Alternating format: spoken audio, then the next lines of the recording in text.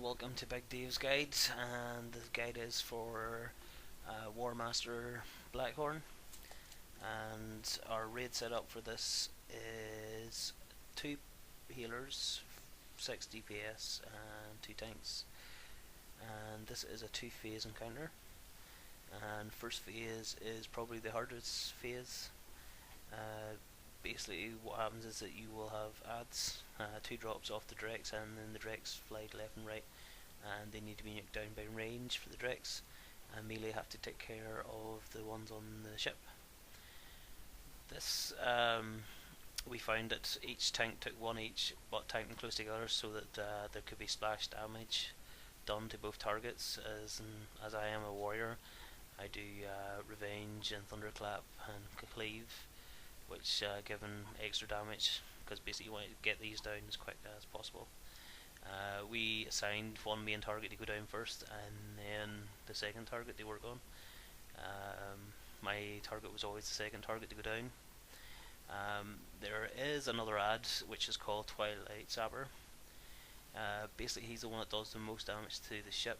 When basically what he does is that he basically sneaks in, like a wee rogue, and when he lands he will actually put up like a smoke screen in front of him so you can't actually target him at the time, and then he sneaks into the ship. After he sneaks into the ship, he will do a lot of damage to it, so basically you want to actually kill him before he gets there. As you can see, I got him target now, and I will charge him, so I will when he comes out of the smoke screen.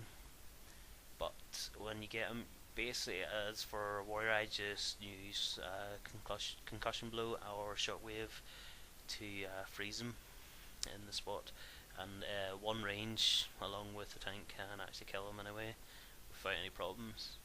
So that's the one you have to keep watching out for. But he does, I think you'll get about 5 or 6 of them during the whole phase 1. They are a real pain, but as I say, you have to kill them because they do the most damage to the ship. You can't really let any of them get by you. The ads are mainly your main agenda to get rid of and kill, but during the whole fight of the ads you will see that there is purple swirls going onto the ground where basically the dragons are firing down fireballs onto it. The tiny ones you can have 1 to 2 people stand in it and take the damage, or a tank go by himself and take the damage. But when in the big massive swirl on the ground, you want the whole raid to stand in it and take the damage. Now we did try to have like maybe a mage and do a nice block in it and see if we could take the whole damage, but it killed our mage. So not really advised to do that. Sometimes we tried the DK's anti-magic shield. Sometimes you got away with it, or the other times you just took far too much damage. So we just found it easier just to have everybody run into it. Now the problem is that I think by the 3rd or the 4th big swirl you get, you will have a sapper up at the same time, where it makes it a bit more difficult. The only tip I can give to you as a warrior was that I still charged him and stunned him in his place, but I used shield walled, but I had the 4-piece set bonus. So when I did that, I made sure that everybody took 20% less damage during that phase. The 4th one is the one that it seems to make it a lot harder for people. It seems to get a lot of people taking a lot of damage at that period, but if you get by that, you should be grand for the rest. Phase 2, as you can see now, is where the boss has landed and his Drake has flown off to the right hand side.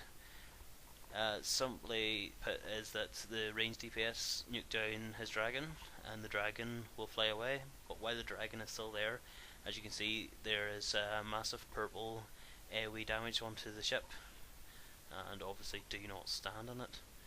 The tanks, it's actually a pretty easy job for tanks. It's just obviously taunting after I think you get a Sunder Armor again effect. You'll take so much extra damage. Basically you just want to let the tank stack up, I think about 45 stacks of it. Second tank taunt, and then whenever the other tank drops the stacks, taunt back again, and just keep that rotation up. Easy as anything. You've got your cooldowns for oh shit moments, but shouldn't really have too much problems with this. And the only other move that he does 2 moves. One is a Shockwave, which actually, if you have Deadly Boss mods, the person who gets it will actually have a call out and saying they have the Shockwave on them, so everybody move away from the person, or everybody move away, not just the person.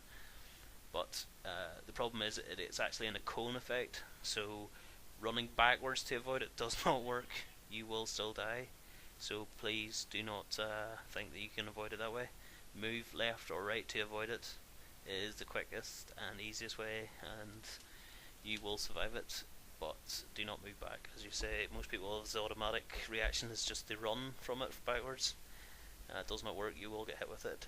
And the other one the movie does is like a challenge and roar thing, where you see circles come out from him and everybody receives damage. But that's easy enough to heal up, or if you have internal cooldowns for yourself, use them before it happens. Or like priests using some barriers if they have. But it's not really too bad. It's easy enough. As soon as you get to phase 2, you'll find it. He pretty much is going to go down. Phase 1 is the hardest phase. Phase 2 pretty simple to deal with. Easy normal mechanics that most people are used to, so it's not too bad at all. But otherwise, good fights. Probably easy for heroic guilds and stuff, but as I say, we're not a heroic guild.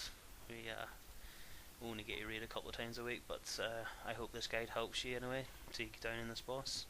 And thanks very much for joining Big Dave on his guide on this. Please like or favourite or leave a comment if anything it could help or if anything I missed out. I will also put down a macro for on the screen here for finding the Twilight Sappers, but it's easy enough to make. It's just / target Twilight Sappers or Sapper, and that should be easy enough for you to get. Thank you for listening to my guide.